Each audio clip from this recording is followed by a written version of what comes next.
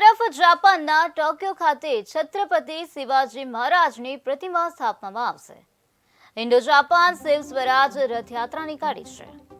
ભારતભરમાંથી શિવ સ્વરાજ રથયાત્રા નીકળી છે તો અંકલેશ્વરમાં આ રથયાત્રાનું ભવ્ય સ્વાગત કરવામાં આવ્યું છે। ભારતમાં 7000 કિલોમીટરનું પ્રવાસ આ રથયાત્રા કરવાની છે। રથયાત્રાનો પ્રારંભ સાતારાથી થયો હતો। શિવાજી મહારાજના વંશજના હસ્તે તેનો પ્રારંભ કરવામાં આવ્યો હતો। તો રથયાત્રાનું ભવ્ય સ્વાગત કરવામાં આવ્યું છે। ભારતમાં 7000 કિલોમીટરનું પ્રવાસ કરશે તેવી પણ માહિતી સામે આવે છે। ઇન્ડો જાપાન શિવ સ્વરાજ રથયાત્રા નીકાળવામાં આવી છે તો ભારતભરમાંથી શિવ સ્વરાજ રથયાત્રા નીકળી રહી છે। આ રથયાત્રા અંકલેશ્વર ખાતે પહોંચી હતી ત્યારે અંકલેશ્વરમાં રથયાત્રાનું ભવ્ય સ્વાગત કરવામાં આવ્યું હતું।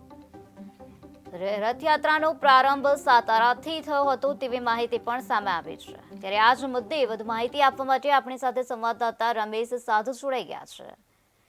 જે રમેશ, શિવ સ્વરાજ રથયાત્રા અંકલેશ્વરમાં પહોંચી હતી અને તેનું ભવ્ય સ્વાગત કરવામાં આવ્યું હતું, શું છે વધુ માહિતી?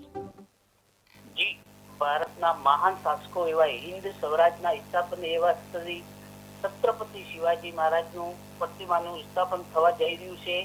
એ નિમિત્તે ભારતભરમાં નીકળેલા ઇન્ડો જાપાનના શિવ સ્વરાજની રથયાત્રા આજે અંકલેશ્વર જીઆઈડીસી શિવાજી મહારાજ સ્મારક પાસે આવી પહોંચી હતી। એ વિસ્તારના આગેવાન તેમજ શિવ ભક્તો દ્વારા ઢોલ નગાડા અને ફટાકડા ફોડીને શિવરાજનું ભવ્ય સ્વાગત કરવામાં આવ્યું હતું।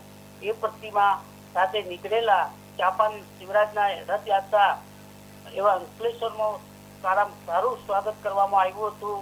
જી રમેશ, સમગ્ર માહિતી આપવા બદલ આભાર।